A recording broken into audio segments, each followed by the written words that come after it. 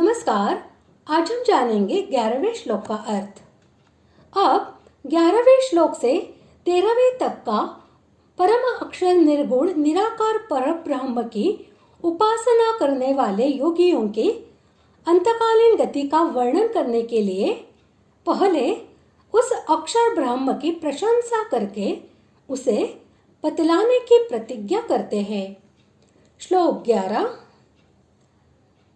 यदक्षरं वेदविदो वदन्ति विशन्ति यद्यतयो वीतरागाः यदिच्छन्तो ब्रह्मचर्ये चरन्ति तत्ते पदं संग्रहेण प्रवक्षे। श्लोक का अर्थ। वेद के जानने वाले विद्वान जिस सच्चिदानंद घन रूप परम पद को अविनाशी कहते हैं, आसक्ति रहित यत्नशील सन्यासी महात्मा जन जिसमें प्रवेश करते हैं और जिस परम पद को चाहने वाले ब्रह्मचारी लोग ब्रह्मचर्य का आचरण करते हैं, उस परम पद को मैं तेरे लिए संक्षेप से कहूंगा। वेदविद पद का भाव यह है कि जिससे परमात्मा का ज्ञान होता है उसे वेद कहते हैं। यह वेद इस समय 4 संहिताओं के और ऐतरेयादि ब्राह्मण भाग के रूप में प्राप्त है। वेद के प्राण और वेद के आधार है परब्रह्म परमात्मा। वे ही वेद के तात्पर्य है। उस तात्पर्य को जो जानते हैं और जानकर उसे प्राप्त करने की अविरत साधना करते हैं तथा अंत में प्राप्त कर लेते हैं, वे ज्ञानी महात्मा पुरुष ही वेदविद वेद के यथार्थ ज्ञाता है। यत पद से सच्चिदानंद घन पर ब्रह्म का निर्देश है। यहाँ यह भाव दिखलाया गया है कि वेद के जानने वाले ज्ञानी महात्मा पुरुष ही उस ब्रह्म के विषय में कुछ कह सकते हैं। इसमें अन्य लोगों का अधिकार नहीं है।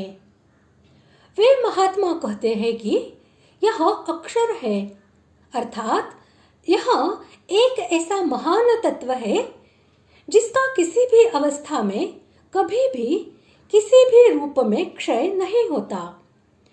यह सदा अविनश्वर, एक रस और एक रूप रहता है।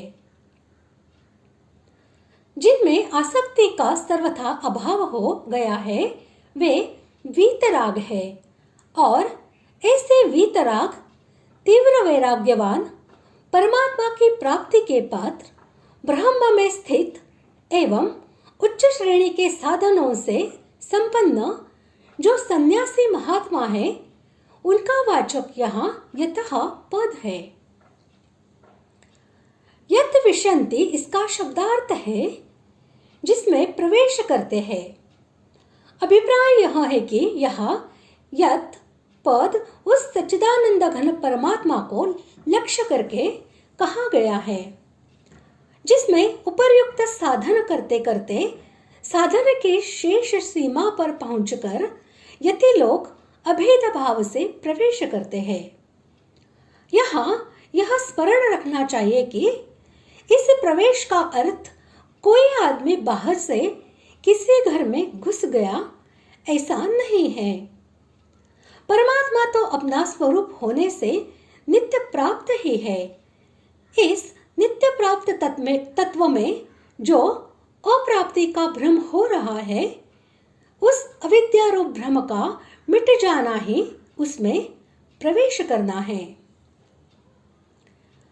यत पद उसी ब्रह्म का वाचक है जिसके संबंध में वेदविद लोग उपदेश करते हैं, और वीतराग यति जिसमें अभेद भाव से प्रवेश करते हैं।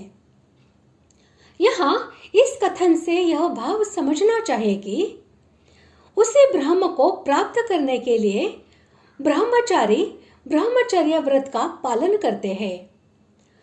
ब्रह्मचर्य का वास्तविक अर्थ है ब्रह्म में अथवा ब्रह्म के मार्ग में संचरण करना। जिन साधनों से ब्रह्म प्राप्ति के मार्ग में अग्रसर हुआ जा सकता है। उनका आचरण करना, ऐसे साधन ही ब्रह्मचारी के व्रत कहलाते हैं, जो ब्रह्मचर्य आश्रम में आश्रम धर्म के रूप में अवश्य पालनीय है और साधारणतया तो अवस्था भेद के अनुसार सभी साधकों को यथाशक्ति उनका अवश्य पालन करना चाहिए। आश्रम व्यवस्था का लक्ष्य भी ब्रह्म की ही प्राप्ति है। ब्रह्मचर्य सबसे पहला आश्रम है। उसमें विशेष सावधानी के साथ ब्रह्मचर्य के नियमों का पालन करना आवश्यक है।